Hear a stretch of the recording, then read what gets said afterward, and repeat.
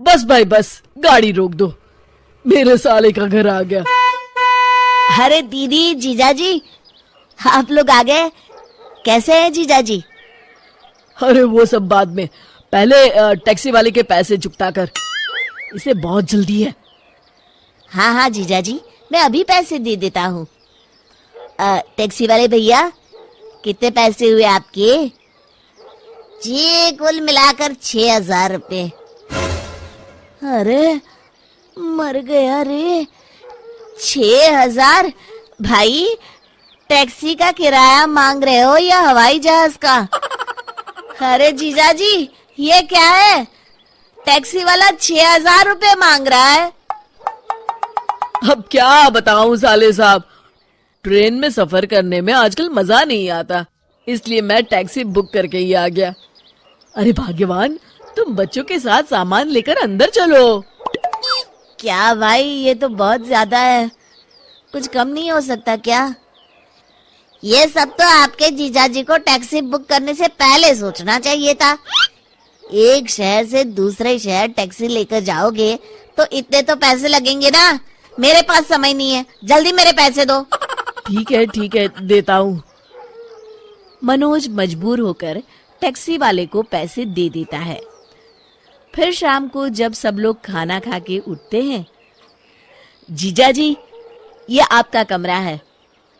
ओह, ये कमरा कुछ ठीक नहीं है। वो कमरा किसका है?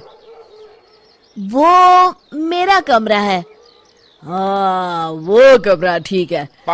चलो बच्चों, हम वहां सोएंगे। अगली सुबह, अरे मालती, मेरी कार कहाँ चली गई? आपकी कार सुबह सुबह जीजाजी बाहर घूमने के लिए लेकर चले गए। अरे जीजाजी बिना बस में भी तो जा सकते थे, अब मैं ऑफिस कैसे जाऊंगा? तभी वहां मनोज की दीदी रेणुका आ जाती है। अच्छा, तो अब तू अपने जीजाजी को बस में भेजेगा? अरे तू खुद बस में क्यों नहीं चला जाता? अरे लेकिन दीदी। देख मनोज, अगर तू इस तरह की छोटी छोटी बातों पर मुंह फुलाएगा ना, तो हम आज ही यहाँ से चले जाएंगे। हाँ। अरे दीदी, आप तो बुरा मान गई, मैं तो मजाक कर रहा था। मनोज मन मार कर बस में बैठकर ऑफिस चला जाता है। फिर रोज किसी न किसी बहाने मनोज की जीजाजी उसकी कार लेकर चले जाते थे। उधर दूसरी तरफ रेणुका और उसके बच्चे पूरा दिन मालती से खाने के लिए तरह तरह की चीजें बनवाते थे। अरे मालती, मेरा दोस्त बिल्लू आया है, आज इसके लिए बढ़िया बढ़िया खाना बनाना। जी जीजाजी। कुछ दिनों के बाद, हाय रे मेरे कंधे, मर गया रे, रोज रोज बस में लटक के ऑफिस जाना अब मेरे बस की बात नहीं है। दर्द के मारे मेरा पूरा शरीर टूट रहा है। मालती, जरा मेरे कंधे तो दबा दो। अरे सारा दिन रसोई घर में खड़े खड़े और घर की साफ सफाई करने के बाद तो मेरे हाथ पैरों ने जवाब दे दिया है। अब तो मुझसे एक मक्खी भी नहीं मारी जाएगी। इस तरह रोज शाम तक दोनों बेहाल हो जाते हैं।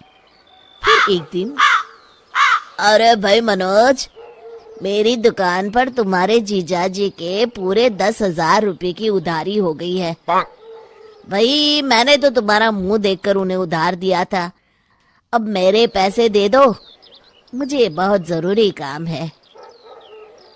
क्या? अरे मर गया रे, 10,000 की उधारी। फिर मनोज मन मारकर अपने जीजाजी की उधारी चुकता करता है।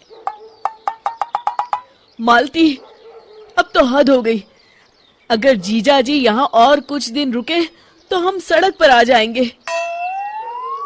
आप सही कहते हैं जी, ये लोग इतनी आसानी से यहाँ से जाने वाले नहीं हैं, हमें दूसरा रास्ता अपनाना पड़ेगा।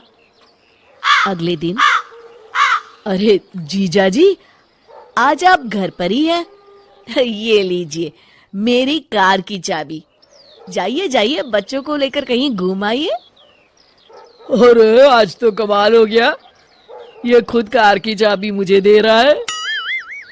गजोधर कार लेकर चला जाता है, लेकिन आधे रास्ते में ही कार बंद पड़ जाती है। अरे ये क्या हो गया इस कार को? ये तो पूरा सुनसान इलाका है, यहाँ तो दूर दूर तक कोई नजर नहीं आ रहा। अरे मर गया, अब क्या करूं? फिर गजोधर किसी तरह घर पहुंचता है।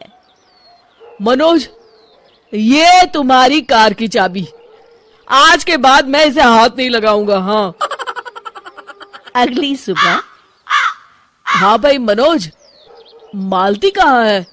अभी तक नाश्ता नहीं लाई। अरे जीजा जी, कल रात मालती गिर गई थी, तब से मालती को कुछ भी दिखाई नहीं दे रहा। मैंने डॉक्टर भी बुलाया है। तभी वहां डॉक्टर साहब आते हैं और मालती की आंखों की जांच करने लगते हैं। हाँ भाई डॉक्टर, क्या बीमारी है, कुछ पता चला? मनोज, ये आदमी कौन है जो इतनी बदतमीजी से बात कर रहा है? अब, डॉक्टर साहब, ये मेरे जीजा जी हैं। ओ जीजा जी, अरे माफ करना, आपका तो बोलना बनता है जी।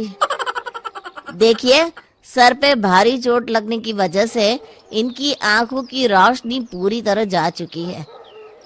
अब ये कभी नहीं देख पाएंगी। अच्छा, अब चलता हूँ मैं। फिर अगले दिन से घर का सारा काम रेणुका को करना पड़ता है। उधर मनोज की कार खराब होने की वजह से जीजाजी भी कहीं घूमने नहीं जा पाते। दूसरी तरफ मनोज घर की बिजली भी कटवा देता है। क्यों भाई मनोज, हमारे घर की बिजली को क्या हुआ? दूसरों के घरों में तो बत्तियां जल रही हैं। जीजा जी, वो मैंने कई महीनों से बिजली का बिल नहीं भरा है ना। अरे तो जाकर पहले बिजली का बिल भरो। अरे जीजा जी, हजारों रुपए भरने पड़ेंगे, मेरे पास अभी इतने पैसे हैं नहीं। अब तो इसी तरह गुजारा करना पड़ेगा जी। इस तरह गजोधर और रेणुका का उस घर में जीना मुश्किल हो जाता है। हाय मेरी कमर, इतने लोगों का खाना बना बनाकर मेरी तो हालत खराब हो गई। ये बच्चे सारा दिन बुआ ये बना दो, बुआ वो बना दो कहकर मेरी जान खाते रहते हैं। ऊपर से बिजली भी नहीं है। तुम सही कहती हो, सारी रात गर्मी में मच्छर काटते रहते हैं। ऊपर से मनोज की कार भी खराब है। अब यहाँ रहने में कोई मजा नहीं है। मजा तो अब यहाँ रहना किसी सजा से कम नहीं है। हम कल ही यहाँ से चले जाते हैं। हाँ हाँ, कल ही चलते हैं।